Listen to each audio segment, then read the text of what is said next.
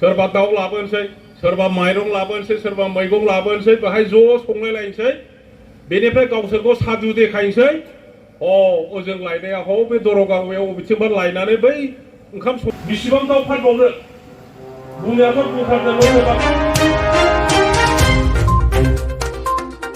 चिरां जिल्ला आस्राबारि primary BPF हान्जानि मावथिफोरा ज' लोगो हमज्लायनाय हाबाफारि बानजायदों। दिनै चिरां जिल्लानि सिङाव थानाय आस्राबारि प्राइमारि BPF हान्जानि बानजायनायाव आस्राबारि मावख' लांगोनायाव मोनसे मेहेरगोनां हाबाफारिनि गेजेरजों जाना थाङो। बे हाबाफारियाव गाहाय आलासि महरै बाहागो लाफैदोंमोन BTCनि बारग' लेङाइ मावफुं सोद्रोमा Khampa Borgoyary, MCLA James Mushahary, MCLA Paniram Brahma लोगोसे BPF हान्जानि गोबां दैदेनगिरिफोरा।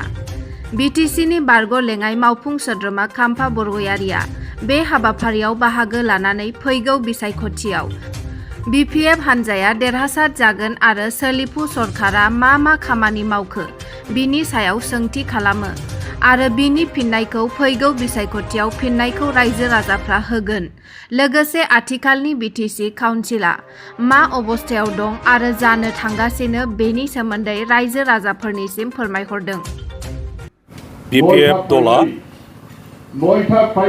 फैगौ इलेक्शनखौ लानानै आरो BTCआव आगोलाव जेरै BPF हिसाबै बयबो जाथि धर्मालम्बी गासैखौबो लानानै खौसेयै BTC ओनसोलाव सान्थि प्रतिष्ठा खालायनाय आरो इउनियन लाबोनायनि खामानि मावदोंमोन। बेखौ आरो साबसिनै मावफुंनो थाखाय जों दा थाग थियारि जादों आरो रायजोफोरनिसिम जोङो दा थांगासिनो दङ। मोनफ्रोमबो प्राइमारियाव बयबो रायजो राजाफोरजों दानि सरकारा ओनसोलाव मा मावदों मावाखै, बोरैहाय BTCखौ धंस खालामगासिनो दङ, BTCआ बोरै जोबस्रांलांगासिनो दङ, ओनसोलाव जे दासिमबो इउनियननि नामाव जेबो मावजेनाखै, बेफोर खोथाखौ जोङो रायजो राजाफोरजों सावरायगासिनो दङ आरो दिनै बे आस्राबारि प्राइमारियाव बेखौनो लानानै जोङो सावरायलायदों।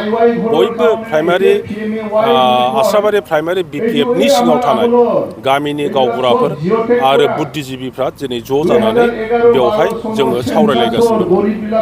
सार BTCनि माखासे डिपार्टमेन्टखौ आसाम सरकारा लांफिनबाय होननानै बुंबाय थादों, नाथाय माखासे डिपार्टमेन्टखौ लांफिनाखै बुंबाय थादों, नाथाय बेखौ लांफिनदों ना लांफिनाखै नोंथांमोनाथ' रिपर्टार, नोंथांमोना साबसिन मिन्थिनांगौ।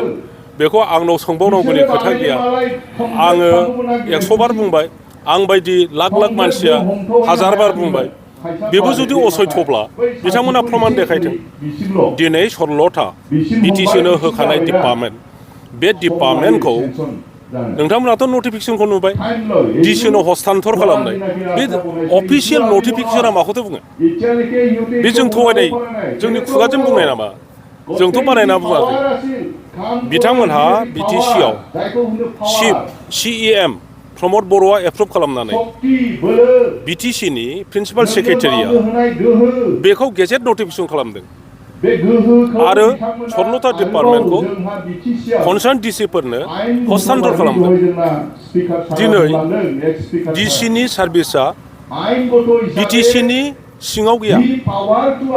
जोंनि BTCनि जि एकर्ड जादों, जि आसाम गभर्नमेन्टआ गेजेट नटिफिकेसन होदों, बेवहाय बुंनाय दङ deputy commissioner, superintendent of police and their subordinates will not be under the purview of BTC। गतिके बे पावारखौ मोनखांनायनि उनाव, बे क्षमताखौ मोनखांनायनि उनावहाय DCआ सोरनि खोथाजों खामानि मावगोन? बिथांमोनहा स्टेट गभर्नमेन्टनि सार्भेन्ट, बिसिनि आन्दारावसो खामानि मावो। गतिके बे 16था डिपार्टमेन्टनि जि खामानि मावनांगौ बे स्टेट कनसार्न।